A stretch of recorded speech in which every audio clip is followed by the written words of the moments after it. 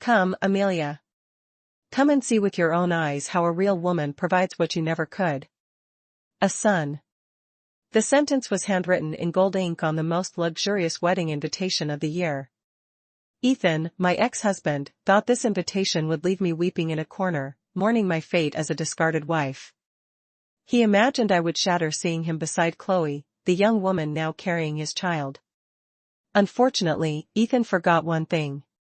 He didn't know I wasn't coming empty-handed.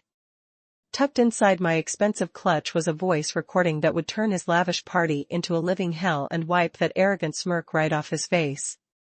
Heavy rain lashed against the windows of my 30th floor apartment, creating a monotonous but calming rhythm. The New York City sky that evening was a bruised purple, as if mourning in solidarity, or perhaps bracing for the storm to come. In my hand lay a thick, heavy crimson velvet envelope that smelled of money. This wasn't just an invitation. It was a declaration of war, a proclamation of victory sent directly by Ethan, the man who had thrown my suitcases out of our brownstone 3 years ago. All because I was too busy with my career and hadn't yet given him a child. With the tip of a blood-red manicured nail, I traced the embossed names on the front, Ethan and Chloe. Their names stood together, arrogant and surrounded by floral ornaments stamped in real gold leaf. Ironic. So deeply ironic. Ethan, who once complained about my monthly grocery bills, was now squandering tens of thousands of dollars on a piece of paper destined for the trash. Slowly, I unfolded the invitation. The scent of a familiar masculine cologne wafted out Ethan's. A woody tobacco fragrance that was once my favorite. The scent of the place I'd rest my head after a long day at work. Now it just churned my stomach. My eyes weren't drawn to the date or the location of ballroom at the plaza, but to a small separate card tucked inside. Ethan's sharp, slanted handwriting was unmistakable. To Amelia, my overly ambitious ex-wife, I hope you come. Chloe would love to meet you. She wants you to see her growing belly.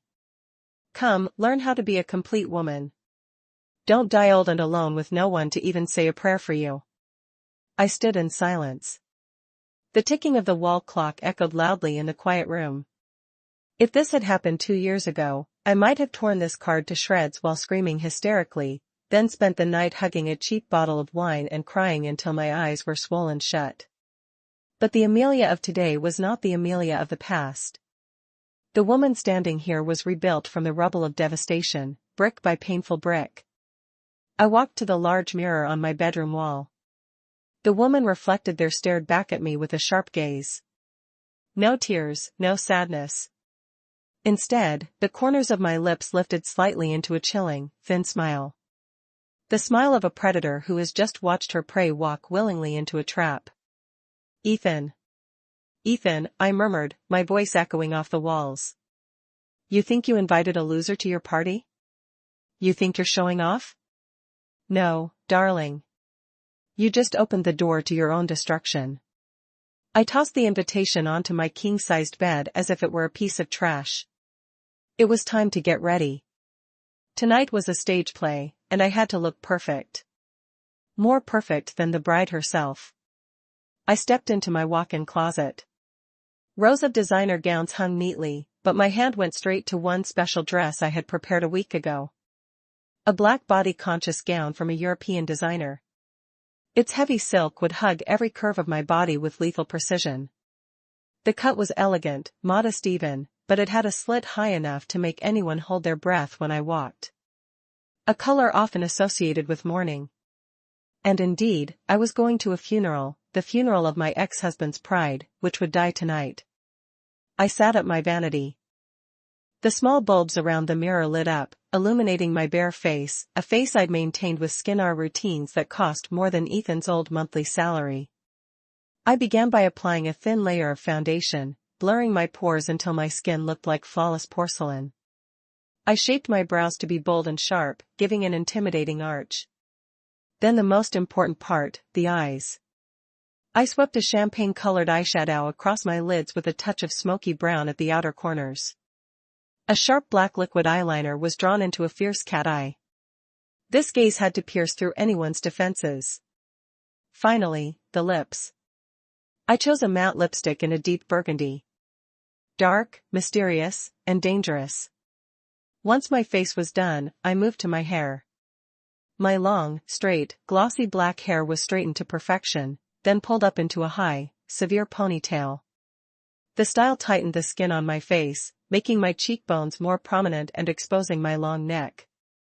I left my bangs out, styling them to fall just above my eyebrows, framing my face with a touch of softness that still looked severe. I stood up and put on the black gown. The zipper slid up my back smoothly. The cool fabric clung to my skin, feeling like a second skin. I appraised myself. Perfect.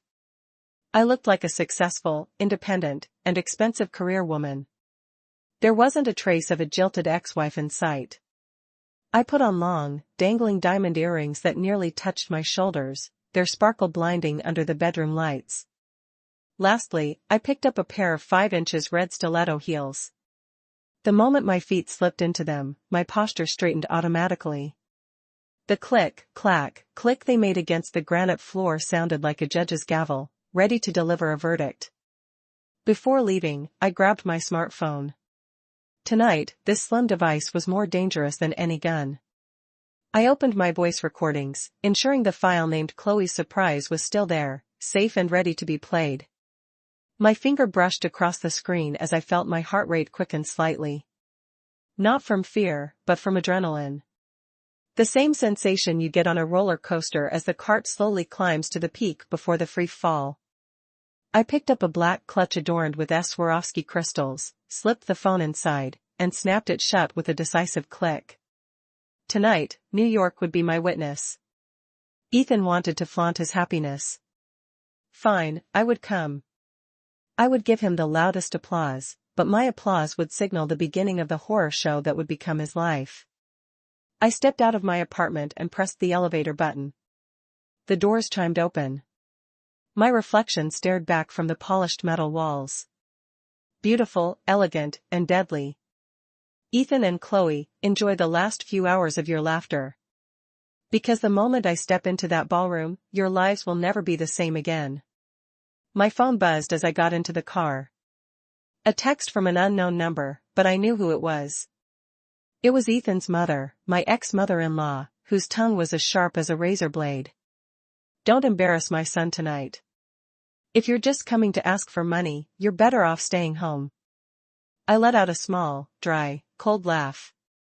Don't worry, Barbara, I whispered to the screen.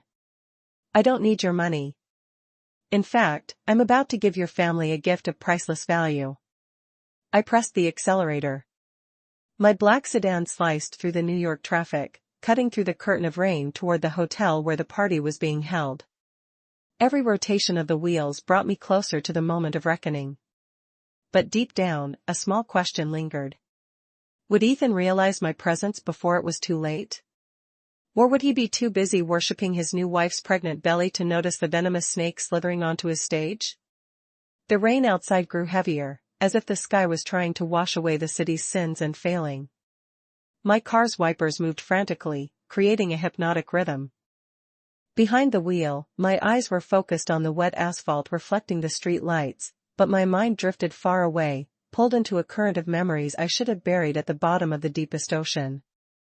This traffic was giving me too much time to think, time to remember why I was here tonight. 3 years ago. It wasn't raining that night, but it felt so cold. A cold that pierced my bones. Not from the air conditioning, but from Ethan's stare. In the living room of our minimalist brownstone, my suitcases were lined up by the door like a defeated army. I need a wife, Amelia, not a money-making machine. Ethan's voice was flat, devoid of emotion, yet every syllable struck my chest like a sledgehammer.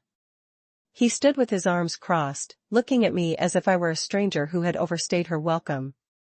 My mother was right. You're so busy chasing your career. You've forgotten your purpose. This house is empty. It needs the sound of a baby crying, not the clacking of your laptop every night. I remembered how I begged that night.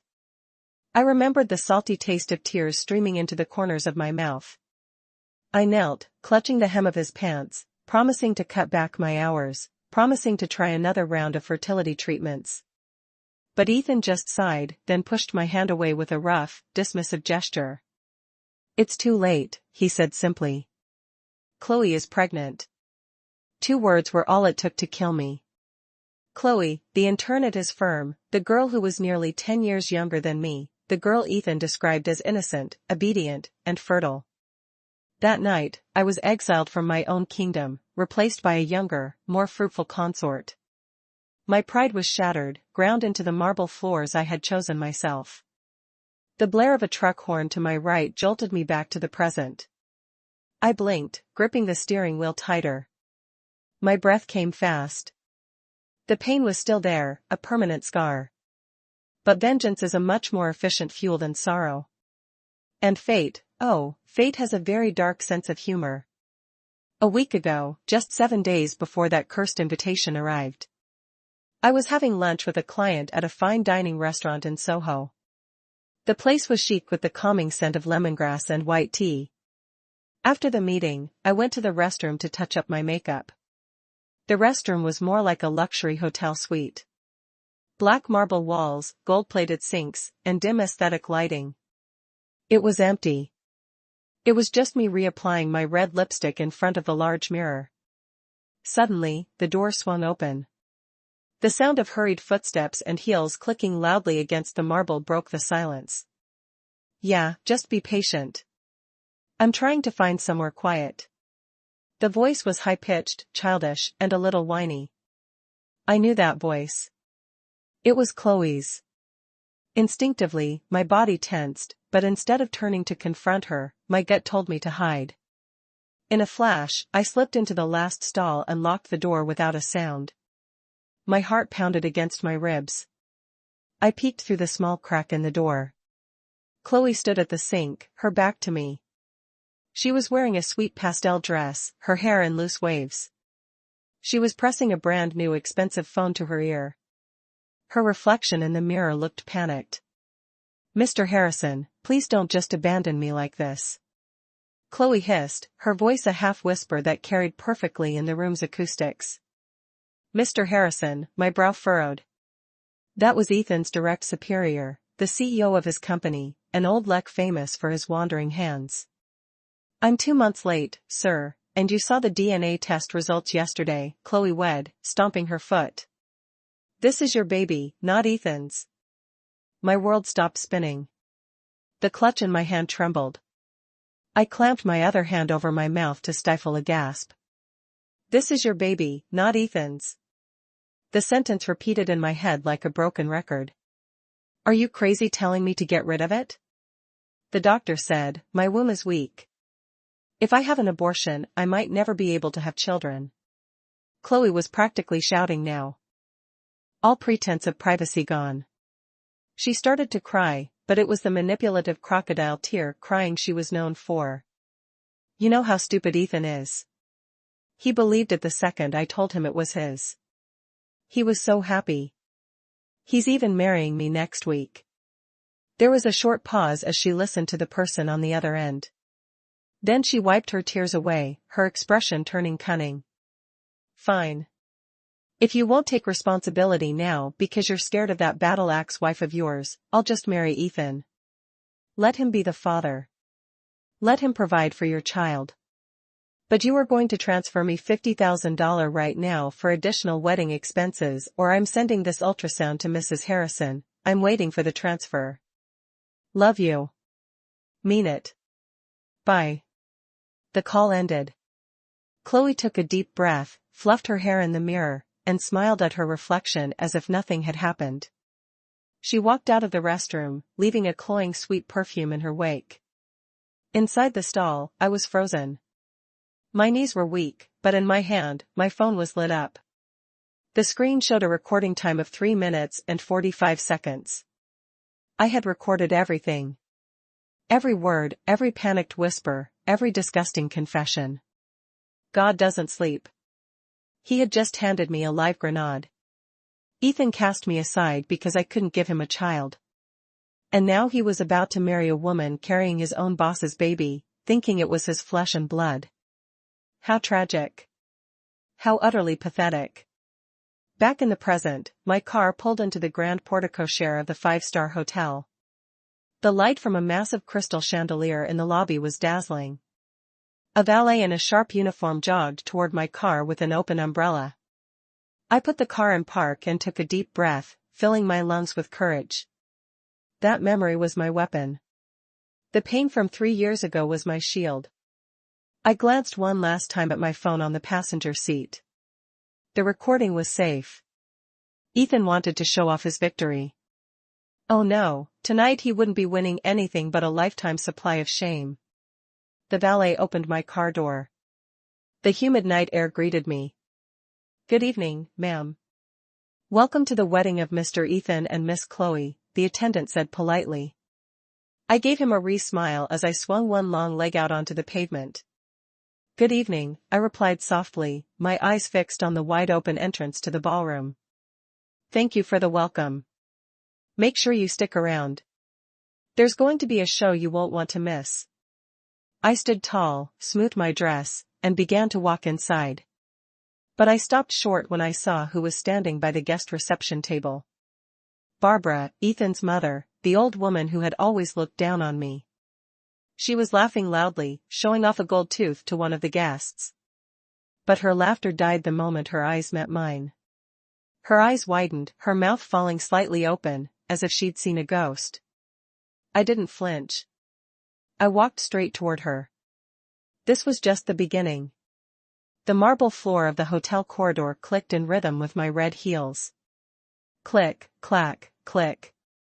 Each step sounded like the ticking of a doomsday clock, counting down the last moments of this family's happiness. Barbara was still frozen by the reception table. The gaudy gold sequin dress she wore was too flashy, looking cheap under the chandelier's glow.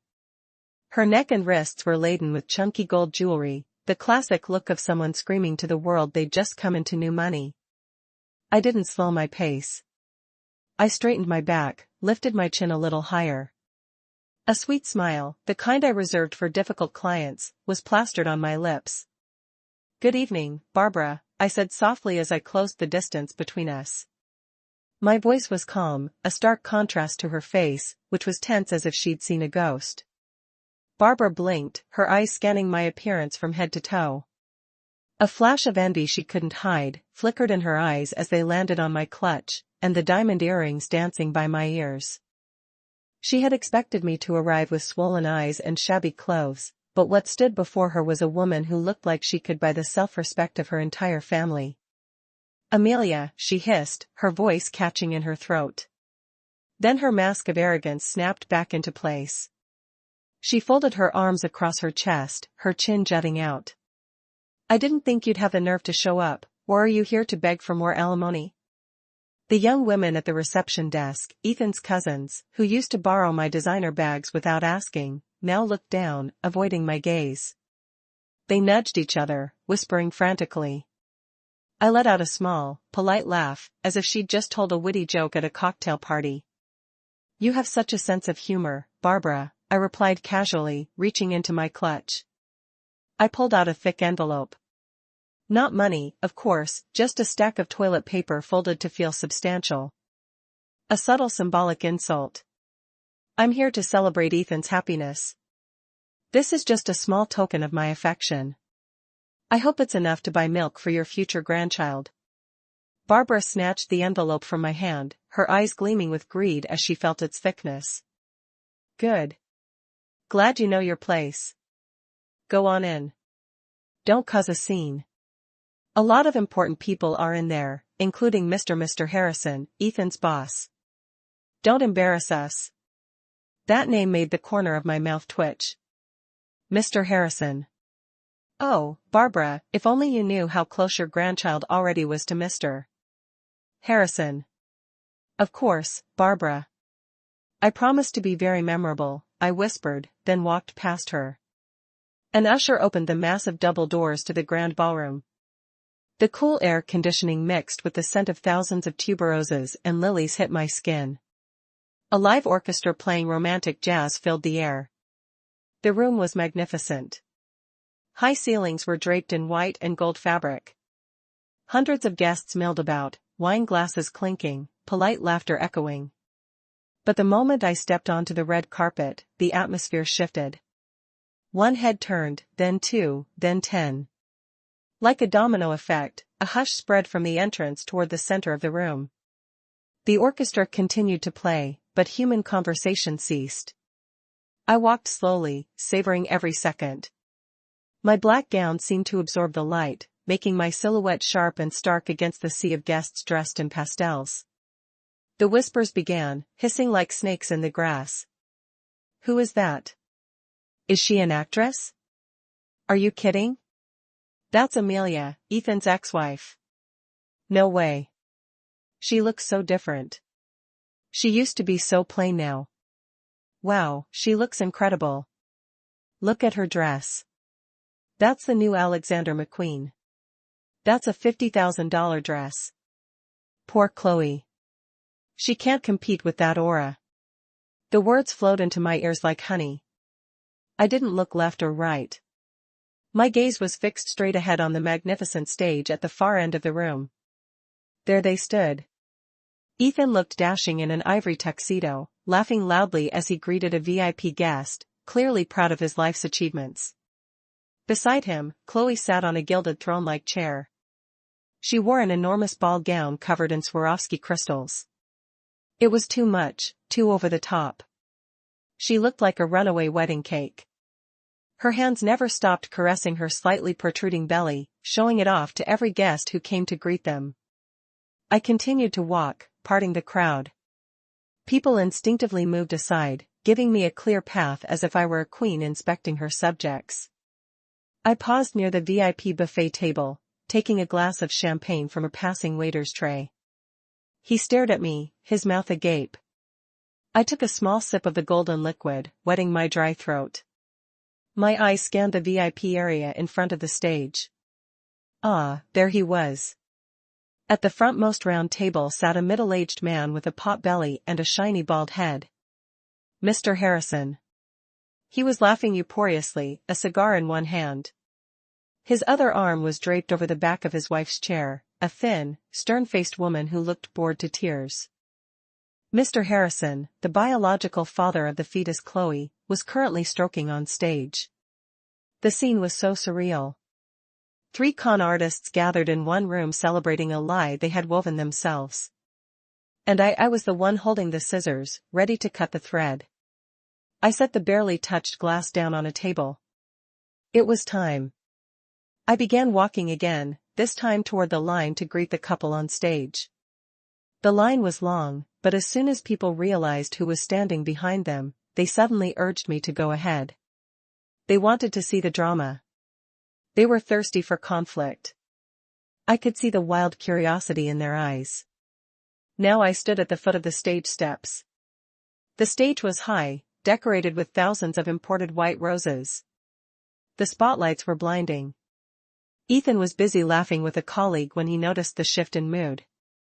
He saw his friend stop laughing and stare toward the stairs with tense expressions. He frowned, confused, and followed their gaze. His head slowly turned downwards, and that's when our eyes met. Time seemed to slow. The smile on Ethan's face didn't vanish instantly, but it froze. Then it cracked slowly, like glass struck by a stone. His eyes widened. His mouth fell slightly open, but no sound came out. He stared at me in disbelief. Perhaps he didn't recognize the stunning woman in the black gown as the same one he used to yell at about grocery money. Beside him, Chloe turned to see what was wrong. Her perfectly made-up face went pale. The hand that was caressing her belly now gripped Ethan's arm. Her long fake nails digging into the fabric. I smiled. Not a sweet smile, a warning. I lifted my gown slightly and took the first step. 1 step. Ethan took a step back as if pushed by an unseen force. 2 steps. Barbara down below began to whisper frantically to her husband. Ethan, get her out of here. But her voice was drowned out by the orchestra music, which suddenly felt menacing. 3 steps. I was on the stage now on their level. I walked closer, extending my right hand for a handshake, while my left hand clutched the phone inside my clutch. Congratulations, Ethan, I said. My voice wasn't loud, but it was crystal clear to them. Your wife is beautiful, and her belly looks so healthy. Ethan stared at me, a mixture of fear and anger in his eyes, his jaw tightened. He leaned in close, whispering with a threatening, trembling voice. What the hell are you doing here, dressed like that, trying to embarrass me? My eyes flashed. Embarrass you? Oh, no, Ethan. I just want everyone to know how generous you are. So willing to take in what another man left behind. Ethan's grip on my hand tightened, squeezing the bones until they ached. But in front of hundreds of pairs of eyes and the flashing cameras of the photographers, we were locked in a sickening charade. He bared his white teeth in a fake smile, one designed to hide the panic creeping into his eyes. Smile. Ethan hissed through his clenched teeth, his voice low, audible only to the three of us on the stage. The faint smell of alcohol mixed with fear wafted from his breath. Don't you dare cause a scene, Amelia. The photographer is taking pictures. If they turn out bad because of your sour face, I'll make your life even more miserable. I didn't wheeze. I didn't even try to pull my hand away. Instead, I squeezed back with equal force, my red nails pressing gently into his cold, sweaty palm. A scene? I whispered back, maintaining the elegant smile that was making my cheeks ache. Who's causing a scene? I'm just a polite guest. You're the one who looks like you're about to have a heart attack. Chloe, who had been sitting on her throne, suddenly stood up. Her massive wedding gown rustled loudly, taking up nearly half the stage.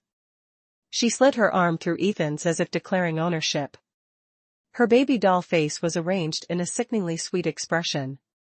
Ethan, honey, that's enough, she cooed, but her eyes shot me a sharp, condescending glare. Poor Amelia is probably just nervous. I mean, she's never been to a party this extravagant in her whole life. Your first wedding was so simple, wasn't it? Chloe let out a little giggle, covering her mouth with a hand that showcased a diamond ring I knew was bought on Ethan's maxed-out credit card. Besides, she continued, now stroking her belly with a slow, provocative circular motion, showing it off right in front of my face. Amelia must be so sad seeing my stomach. Look at this, Amelia. This is life. Something your barren womb could never produce. My blood boiled. The insult was primal, ancient. Chloe hadn't just attacked my pride. She had attacked my womanhood. Under the hot stage lights, I could see the thick powder on her face beginning to crack around her smile lines. She thought she'd won. She thought her pregnancy was her trump card. Ethan laughed, a loud, obnoxious laugh intentionally amplified so the guests in the front rows could hear. You're right, honey, he said, finally releasing my hand with a shove. He wrapped his arm tightly around Chloe's shoulders. Sorry, Amelia. We don't mean to show off. It's just that, well, the truth hurts sometimes. Look on the bright side. Now you're free. You can work 24/7 without anyone bothering you. Isn't that what you always wanted to be, a successful, lonely career woman? A photographer moved closer, signaling for us to pose together. Okay. Ethan, Chloe, and the guest. A little closer, please. Big smiles. Ethan suddenly had a wicked idea. His eyes lit up with malice. He gestured to Chloe. Honey, kiss me on the cheek. Let Amelia see how romantic we are. It'll be a little souvenir for her. Shamelessly, in front of hundreds of guests and me standing just a few feet away, Chloe stood on her tiptoes and planted a wet kiss on Ethan's cheek. Click. The camera flash immortalized the moment.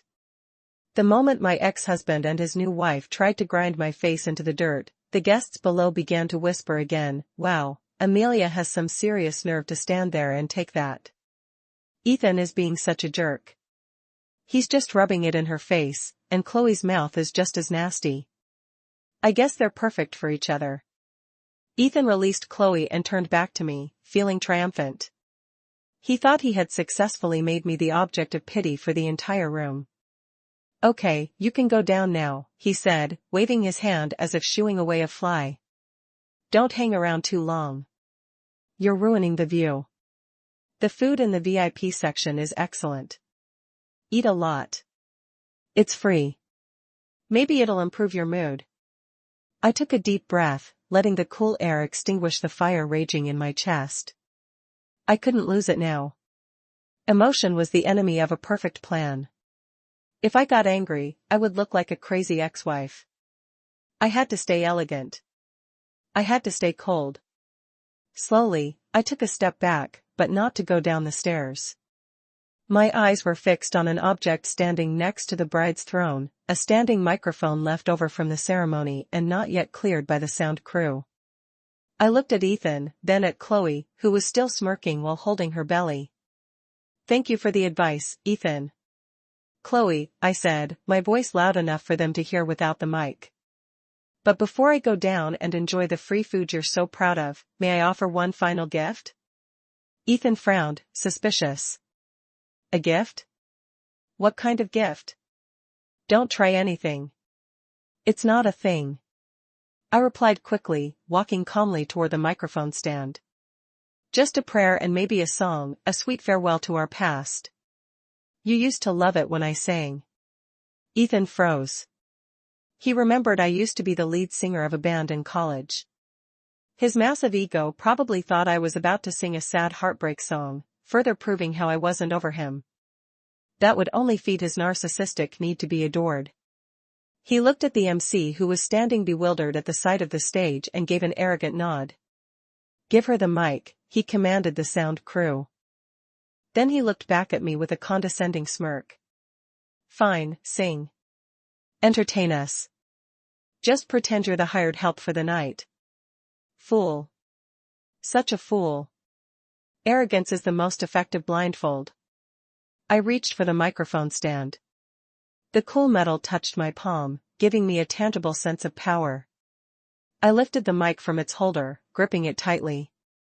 The long black cable trailed behind me like a snake's tail. I turned to face the audience. 1,000 eyes were now on me. A follow spot moved to illuminate me, making my black gown shimmer dramatically. In the corner of my eye, I saw Mr. Harrison at the VIP table, still happily chewing his steak, oblivious to the fact that his own doom was about to be announced. I lifted the microphone to my lips. A brief hum of feedback echoed through the room, silencing everyone. Test 1, 2. My voice came through the speakers, clear and crisp, filling every corner of the giant ballroom. The sound system was expensive. Good. Very good. It meant not a single word would be missed. I glanced back at Ethan and Chloe, who were now sitting comfortably in their thrones like a king and queen, awaiting entertainment from their court jester. I smiled at them. A sincere smile. Sincere because I knew this was the last time I would see them sitting on those plush chairs. Good evening, ladies and gentlemen, I began, my voice soft yet commanding, making even the waiters pause their work. I apologize for interrupting your dinner. My name is Amelia. I'm the ex-wife of that handsome groom over there. Silence. The tension in the room began to climb. Tonight is very special. We're celebrating love, luxury, and I gestured to Chloe's stomach with my free hand, the miracle of new life. Ethan is so proud of this pregnancy. Chloe is so happy. Ethan beamed with pride, giving a little wave to the audience. Chloe blushed demurely. But, I continued, my tone shifting, becoming lower, more serious. There's one thing that doesn't feel right to me. Ethan said he invited me to witness his happiness, but I don't think that happiness is complete without honesty. Am I right? Ethan's smile began to fade, his brow furrowed. He was starting to sense that something was very, very wrong. I calmly reached into my clutch and pulled out my smartphone. The auxiliary cable from the sound system was lying coiled near a monitor speaker at my feet. With a casual movement, I bent down and picked it up. Amelia, what are you doing? Ethan's voice was panicked now. He was half standing from his chair. I didn't answer. I plugged the cable into the adapter on my phone. A rough crackling sound hissed from the large speakers, making a few guests cover their ears. "I didn't bring an expensive gift," I said again, looking directly into Mr. Harrison's eyes at the VIP table. The bald man stopped chewing, his fork frozen midair. "I only brought a recorded prayer, a beautiful confession of sin. Listen closely now, darling." My index finger hovered over the phone screen. The bright green play button glowed, daring me to press it. "Amelia, stop!" Ethan screamed, finally realizing the danger. He lunged from his chair, running toward me. Too late. I pressed the button. "Mr. Harrison, please don't just abandon me like this. I'm 2 months late, sir, and you saw the DNA test results yesterday." The sound exploded from the massive JBL speakers hanging in the four corners of the ballroom. It was loud, clear, and deafening. It was no longer a desperate whisper. It was Chloe's high-pitched, whiny voice amplified by 1,000 watts slamming into the eardrums of every person in that room like a sonic bomb. Ethan, who had been lunging to grab my phone, froze mid-stride. His feet seemed to be nailed to the stage floor. His outstretched hand was just inches from my face. His eyes, which had been blazing with anger, now blinked vacantly. He heard that voice. He recognized that voice. His brain was struggling to process the impossible information, fighting to deny the reality that had just slapped him across the face. The guests, who had been enjoying their appetizers, stopped chewing in unison. Spoons and forks clattered onto ceramic plates, creating a dissonant chorus of shock. A suffocating silence fell over the room, filled only by the merciless recording. "This is your baby, not Ethan's. Are you crazy telling me to get rid of it?" The doctor said, "My womb is weak." The desperation in the recorded voice made it sound so real, so honest. How ironic.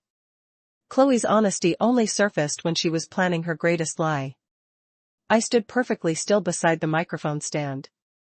My face a cold, expressionless mask. I didn't need to scream. I didn't need to cry. I just needed to let Chloe sing for her own husband. On her throne, the real Chloe, wearing her 1,000 gown, leaped to her feet.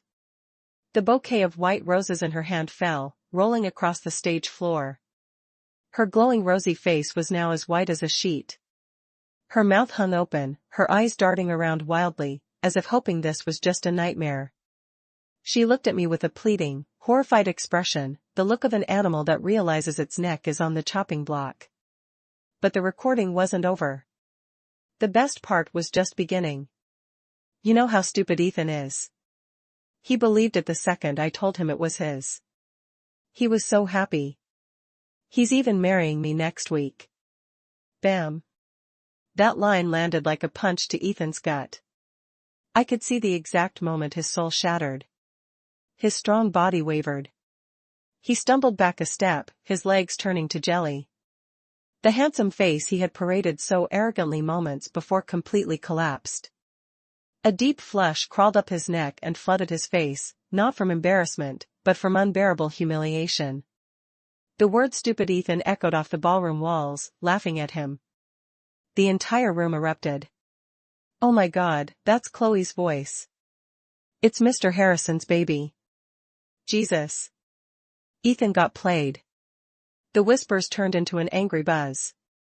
The smartphone cameras that had been recording for Instagram stories were now documenting a public execution. Flashes went off like mad, illuminating Ethan's broken face and Chloe's terrified one.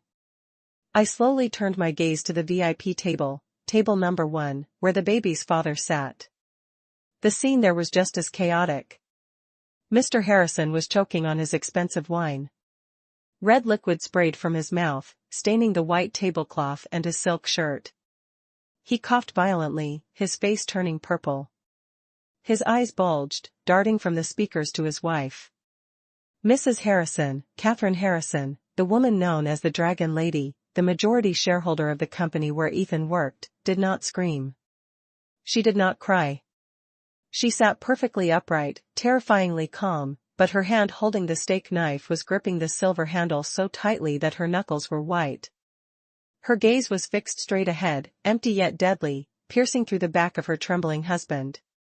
The recording reached its climax. Fine, I'll just marry Ethan. Let him be the father. Let him provide for your child. But you are going to transfer me $50,000 right now. Chloe's little laugh on the recording provided the perfect chilling finale. Click. The recording ended.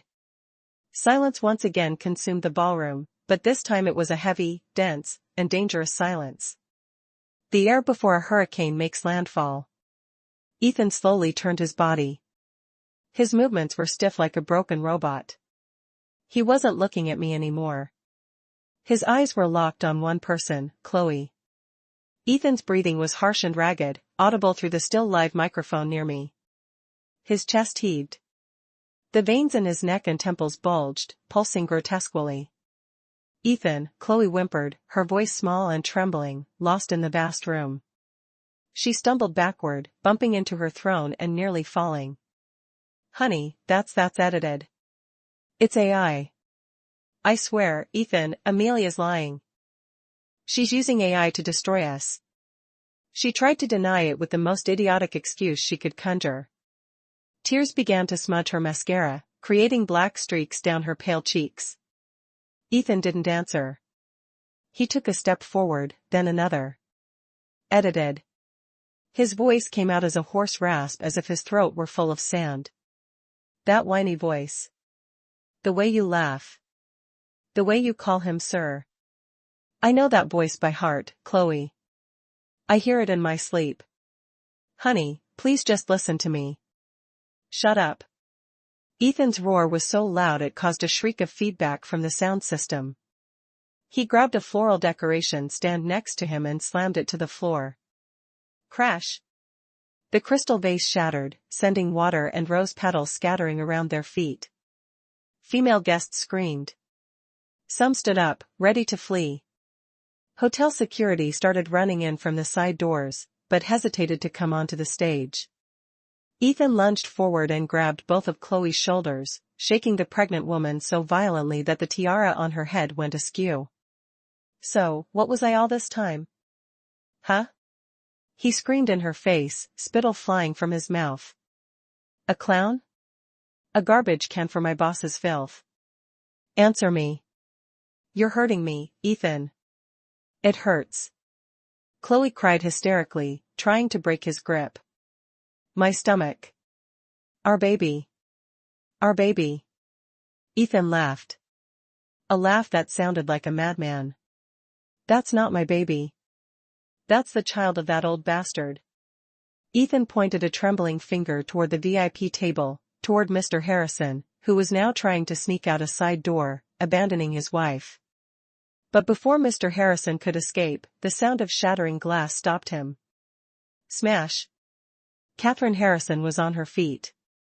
She had just thrown her wine glass to the floor. She wasn't looking at the stage. She was staring at her husband's cowardly, hunched back. Sit down, David, Mrs. Harrison said. Her voice wasn't loud. It didn't use a microphone, but its authority sent a chill through the entire room. The show isn't over. Where do you think you're going? Mr. Harrison froze. He turned slowly, his face slick with cold sweat. He knew his wife's wrath was far more terrifying than Ethan's rampage. On the stage, I slowly unplugged my phone. My job as the fuse lighter was done. Now I just had to step back and watch their world burn.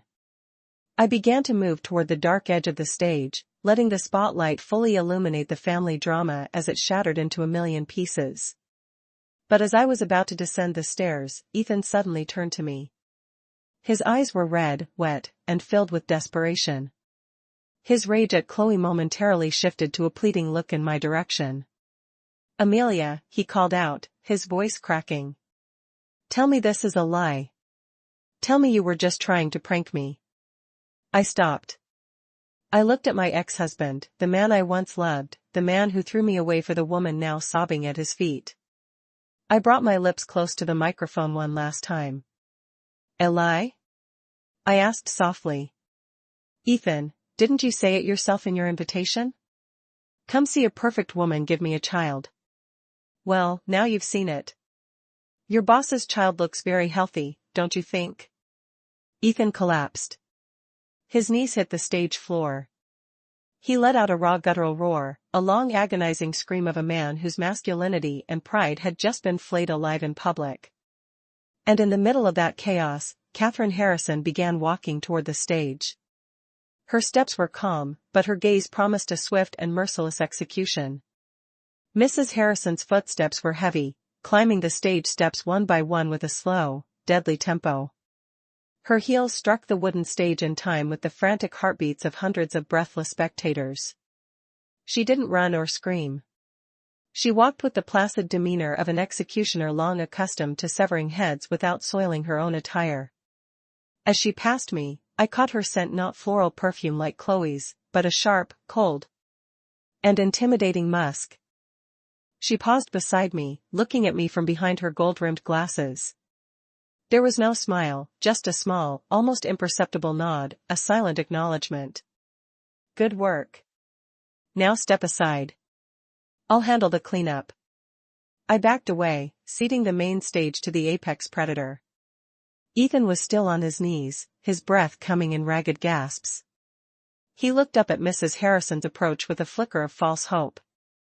In his panicked small mind, he probably thought she would save him, or at least sympathize with him as a fellow victim of betrayal.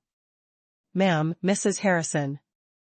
Ethan crawled closer, his trembling hand trying to grasp the hem of her silk dress. You heard it. I'm the victim here. I was tricked by that monster, Chloe. Mrs. Harrison didn't look down. She didn't even glance at him. She just flicked her dress slightly, as if avoiding a piece of filth.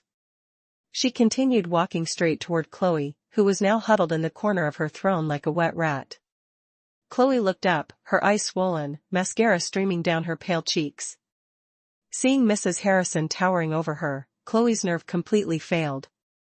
Mrs. Harrison, I'm so sorry. I can explain, she whimpered. Mrs. Harrison held out her hand, not to strike, but expectantly. Microphone, she stated flatly. A terrified sound tech scurried onto the stage, handed her a wireless mic, and fled. Mrs. Harrison gripped the microphone, but didn't speak immediately. She let a low hum of feedback fill the room, letting the tension choke every guest. Then, her sharp eyes scanned the room, landing on her husband, who was still frozen near the side exit. David Harrison, she called, her low tone vibrating through the room. Get up here now. David flinched. He swallowed hard, his Adam's apple bobbing. He didn't want to move, but his wife's gaze was an absolute command. With shuffling, defeated steps like a condemned man walking to the gallows, he crossed the room and climbed the stairs. The wedding stage was now an open-air courtroom. On the left, a broken Ethan, in the middle, a trembling Chloe. And now on the right, a red-faced, humiliated David Harrison. David, Chloe sobbed, grabbing his suit jacket. David, help me. Tell them. You promised you'd take responsibility. David's reaction was shocking. Panicked and terrified of his wife, he shoved Chloe's hand away violently. Don't touch me, he yelled, his voice cracking. He pointed a shaking finger at her. You're insane. You trapped me. I never got you pregnant. It's all lies. Chloe gaped, stunned that the man who had showered her with gifts and sweet nothings was now discarding her like trash. Lies. She shrieked. You paid for my apartment. You sent me money every month. You told me your wife was old and boring. Slap. The sound came not from Mrs. Harrison, but from her husband. David slapped Chloe across the face so hard her head snapped to the side. The sound was horrifyingly loud through the microphone. Mrs. Harrison had deliberately held close. Watch your mouth, you whore. David screamed, trying to appear righteous. Catherine, darling, don't believe her. You know I'm loyal. This must be a scheme by Ethan and this woman to extort us. Ethan, still on his knees, looked up in shock. Me, sir? Don't you dare try to pin this on me. You slept with my fiancé. Why would I be the one extorting you? It was total chaos. The two men who had been superior and subordinate were now at each other's throats like feral dogs fighting over a bone, while the woman at the center of it all wept on the floor. I stood in the shadows at the corner of the stage, arms crossed. This was more satisfying than any thriller. They were devouring each other. Their masks of dignity and loyalty had crumbled, revealing their true ugly, cowardly faces. Suddenly, Mrs. Harrison's laugh cut through the noise. It was a dry, cold, piercing sound. Instantly, David and Ethan fell silent. All eyes turned back to her. "Are you finished with your little drama?" she asked coolly, looking at her husband with undisguised disgust. David, do you think I'm a fool? Did you think I didn't know where $50,000 of company money was going every month? Did you think my auditors were blind? David's face went white, his knees buckled. Catherine, She cut him off, stepping closer. I kept quiet to protect the family name. But tonight, you humiliated me in front of my colleagues, my employees, and the public. She reached into her expensive handbag and pulled out a manila envelope. This is our divorce petition, she said calmly, tossing it at his chest. The file fell, its contents scattering. Sign it tomorrow. And remember our prenuptial agreement, David. The infidelity clause. You walk out of my house with only the clothes on your back. All assets, all shares, the cars, the properties, everything is in my name. David collapsed, slumping to the floor beside Chloe. Two disgraced figures with nothing left. Seeing this, a flicker of hope appeared in Ethan's eyes. His cunning mind started working again. His boss was finished. Mrs. Harrison was now in total control. If he could just get on her good side, maybe he could salvage his career. Maybe even get a promotion. Ethan scrambled to his feet, smoothing his wrinkled suit. He put on his most pathetic face, crocodile tears welling in his eyes. "Mrs. Harrison," he said, his voice trembling artfully. He approached her, bowing deeply. "You are a truly magnificent woman. Your decision is absolutely right. A man like him doesn't deserve you." He swallowed, then pressed on. "Ma'am, I am also a victim here. I was completely deceived by Chloe and Mr. Harrison. I swear I knew nothing. Please, ma'am, don't fire me. I promise I will work twice as hard for you. I will be loyal to your company." He tried to take her hand to kiss it, the ultimate sycophant's gesture. Mrs. Harrison didn't pull her hand away. She let him hold it for a moment. Ethan smiled, thinking his ploy had worked. He shot me a triumphant glance as if to say, "See, I can still survive this." But then, Mrs. Harrison raised the microphone to her lips again. She looked deep into Ethan's eyes and smiled, a smile more terrifying than any demon's. Ethan. She cooed like a mother chiding her child. "Do you really think my company needs a manager who can't even tell the difference between his own child and someone else's?" Ethan's smile froze. Mrs. Harrison snatched her hand back and wiped it on her dress as if she just touched something rotten. "You're fired," she said, her voice a whisper that boomed through the speakers. "Effective immediately. Make sure you clear out your desk before security drags you out tomorrow morning." Ethan staggered back as if he'd been shot. His world went dark. A cheating fiancé, pregnant with another man's child, a humiliating ex-wife, fired from his job, broke from the wedding, career over.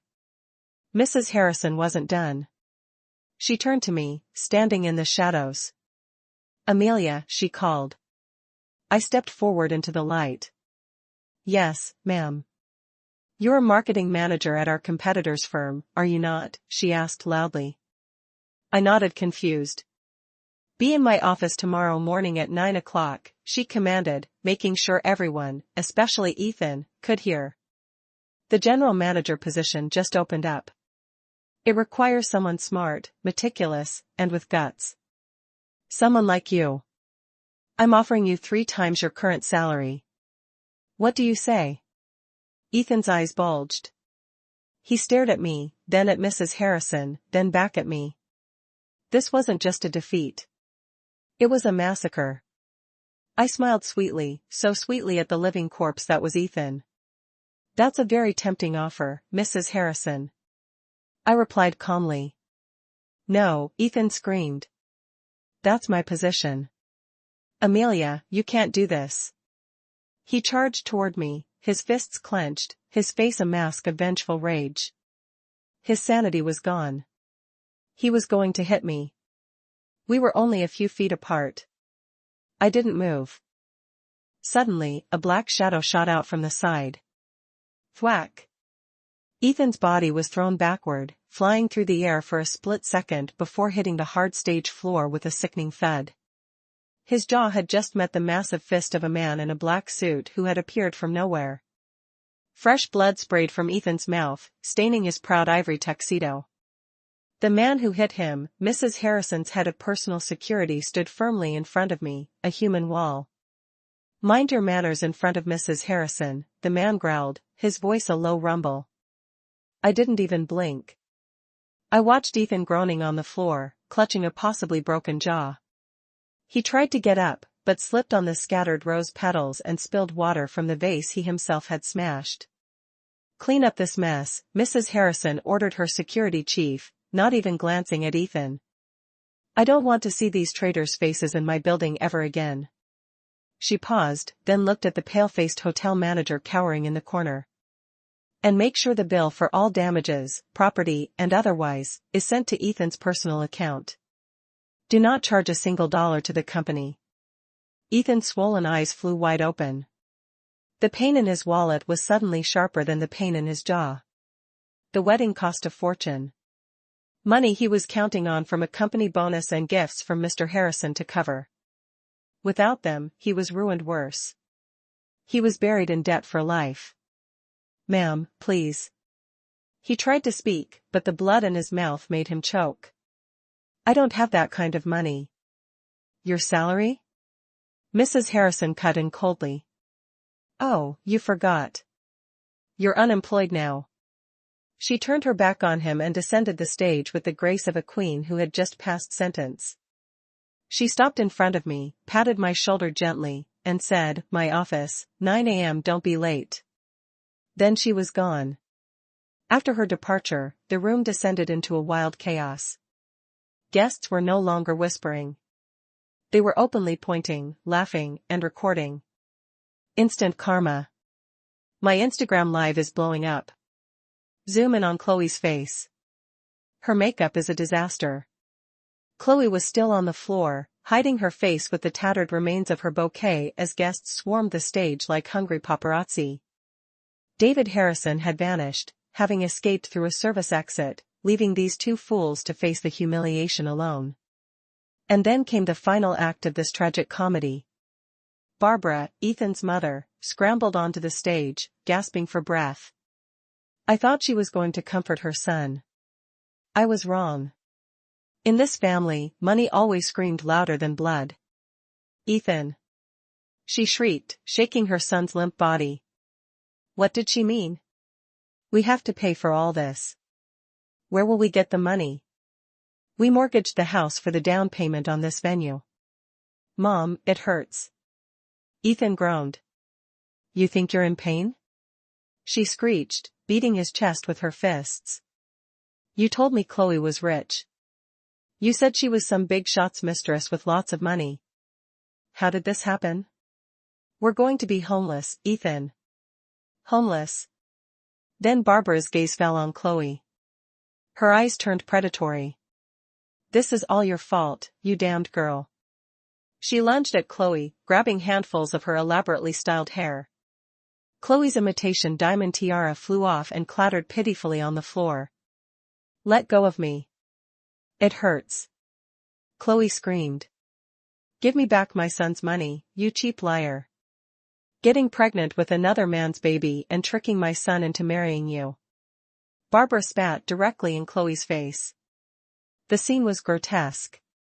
A mother-in-law and daughter-in-law, who had been praising each other an hour ago, were now wrestling on the floor like alley cats. The wedding dress was torn, hair was flying, and curses filled the air. The guests cheered them on. I took a long, deep breath. The air thick with expensive perfume, fear, and the metallic tang of blood was making me nauseous. I had seen what I came to see. Their destruction wasn't just financial or social. It was the complete annihilation of their family bonds. I smoothed my bangs, and with calm, measured steps, I turned and walked away. My back was straight. My mission was complete.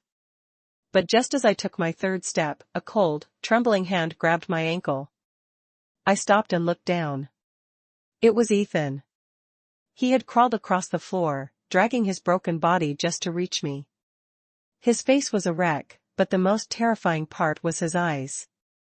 The arrogance was gone, replaced by a black hole of utter despair.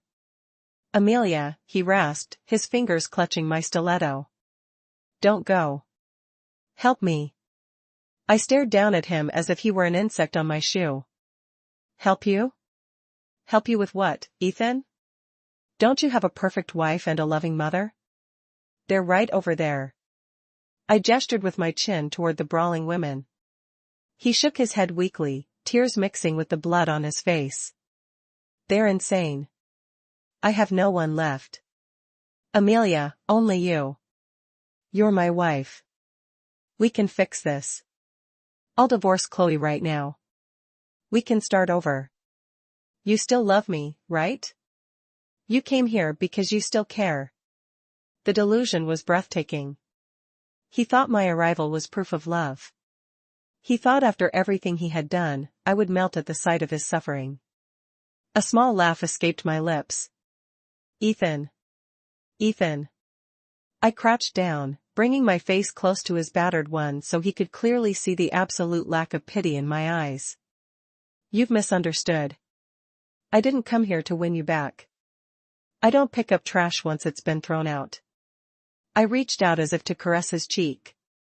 He closed his eyes, leaning in, expecting a tender touch. Instead, my hand moved down and pried his fingers off my shoe one by one with firm, undeniable force. "I came here," I whispered directly into his ear. "For one reason only, to make sure that when you finally went to hell, you knew exactly who pushed you." I stood up, shaking out my gown. "Goodbye, Ethan. Enjoy your new life as the father of your boss's child." "Oh, wait. You're not even the father. You're just nothing." I walked away, descending the stairs. But just as my foot touched the red carpet, below, a piercing scream from Chloe stopped me. It wasn't a scream of pain from the fight, but a pure, terrifying scream of physical agony. "My stomach, it hurts. Blood. Oh, God. Blood." I whipped around on the stage. Chloe was clutching her lower abdomen between her legs. Behind the white fabric of her gown, a dark red stain was spreading with alarming speed, pooling on the floor. Beneath her, the red spread like spilled ink on a paper towel, dark and viscous. Its coppery smell, instantly overpowering the scent of flowers in the room. In seconds, the stage of luxury had become a gruesome crime scene. "Blood. Ethan. There's so much blood." Chloe's shrieks were ear-splitting, mixed with pure, terrified sobs. The chaos in the room exploded. "Oh my God, she's hemorrhaging. Somebody call 911. Stop filming, you ghouls. Help her. Jesus Christ, she's having a miscarriage." The guests shouted over one another. Many rushed forward, their phones held high, zooming in to capture the tragedy. They were no longer guests. They were vultures documenting fresh carrying. I stood frozen at the foot of the stage, my hand gripping my clutch so tightly my Knuckles were white. There was no victory in this. But I didn't move to help. My feet were rooted to the spot, weighed down by the knowledge that this was no longer my battle. This was the universe cleaning up its own mess in its own brutal way. On the stage, Barbara's reaction was the most chilling. She didn't rush to Chloe's side. She scrambled away, lifting her gown to avoid the spreading pool of blood. Her eyes were fixed on the red stain. Not with sorrow, but with the horror of financial loss. The grandchild, the boss's grandchild, Barbara muttered. Her voice picked up by a fallen microphone. If the baby dies, we get nothing. Ethan, do something. That's our ticket. Monstrous.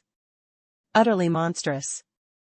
Ethan, who had been whimpering at my feet, looked up at his mother with a blank stare. His mind had short-circuited. He looked at Chloe, writhing in pain, at his mother, screaming about money, at the guests. Filming. Ticket, he whispered, his voice barely audible. He let out a small, insane laugh. A ticket to hell. Mom. Finally, hotel medics and security pushed through the crowd. They swarmed Chloe, checking her pulse, trying to assess the bleeding. Her face was ashen, her lips turning blue. She was losing consciousness. It hurts so cold, she whimpered, her eyes searching for Ethan. But he just sat there, 3 m away, a broken statue. She's losing too much blood. We need to get her to a hospital. Now, one of the medics commanded. They lifted her onto a stretcher. The magnificent gown, once her symbol of pride, was now a dead weight, soaked in blood. A medic had to cut through the expensive fabric with trauma shears to get her properly onto the gurney. The sound of ripping silk was the final tragic note in her fake fairy tale. As they carried her past Ethan, Chloe's limp hand brushed his shoulder, leaving a smear of blood on his white jacket. He didn't react. He let them take her away. Past a sea of jeering faces, and out a service exit. Barbara collapsed onto Chloe's vacant throne, wailing, "It's over. Everything is over. My house, my money." The lavish wedding had officially ended, not with a bouquet toss, but with the approaching wail of sirens. I took a deep breath. It was time to leave. I turned my back on the wreckage and walked toward the exit. The crowd parted for me, a 2 m wide path, clearing as if by magic. People looked at me with a mixture of fear, awe, and horror. They no longer saw me as the jilted ex-wife. They saw me as a goddess of vengeance. Just as my hand reached for the golden door handle, a new sound cut through the air. A demonic roar. Amelia. It was Ethan's voice, but it was no longer pleading. It was the sound of pure, undiluted hatred. The sound of running footsteps, heavy and fast, pounded on the marble floor behind me. He was coming for me. I turned slowly. The sight was a nightmare. Ethan was sprinting across the ballroom. He looked like a wild animal. His suit was torn and bloody, his face swollen and purple. And his eyes were bulging, bloodshot, and filled with madness. In His right hand, he clutched the jagged, broken neck of a wine bottle. He's got glass. People screamed, run. But no. One got in his way. They cleared a path between the madman and his target. I stood still, not from fear, but from shock at how low a human being could fall. In his broken mind, I was the source of all his ruin. You killed my baby. You destroyed my life. Die. Amelia, die with me. He held, raising the broken bottle high, ready to plunge it into my neck. He was 5 feet away. 3 feet. I could see the veins bulging in his arm.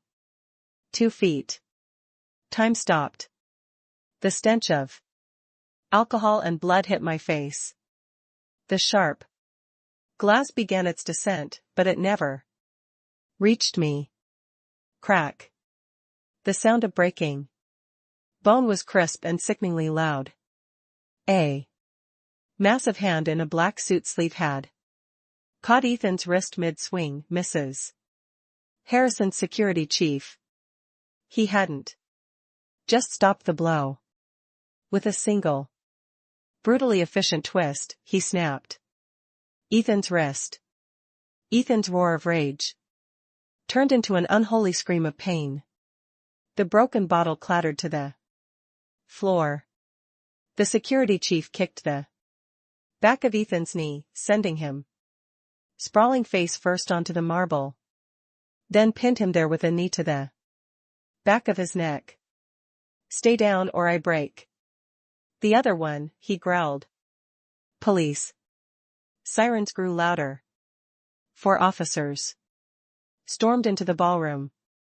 They took over, yanking Ethan's arms behind his back. Click, click.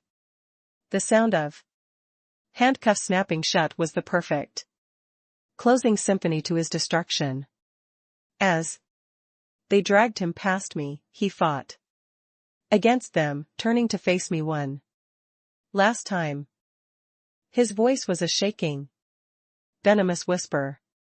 You took everything from me, Amelia. Everything. You think you can live in peace after this? You think you won? I smiled, a tiny, almost invisible smile. I leaned in close. Ethan, I whispered gently. I didn't take anything. I just returned what was never yours. The job belonged to someone competent. The wife belonged to your boss. The child belonged to your lie. The only thing that truly belongs to you now are those handcuffs.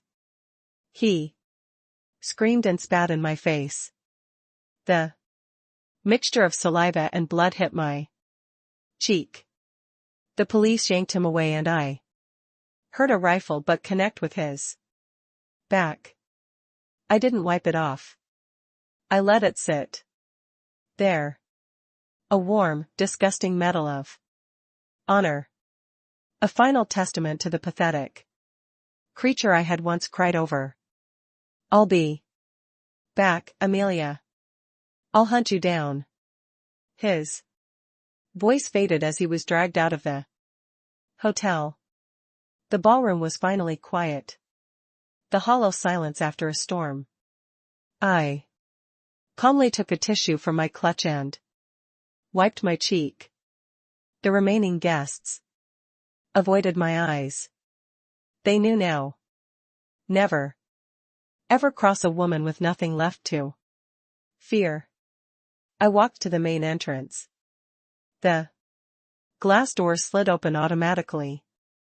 The cool night air of New York felt fresh, clean.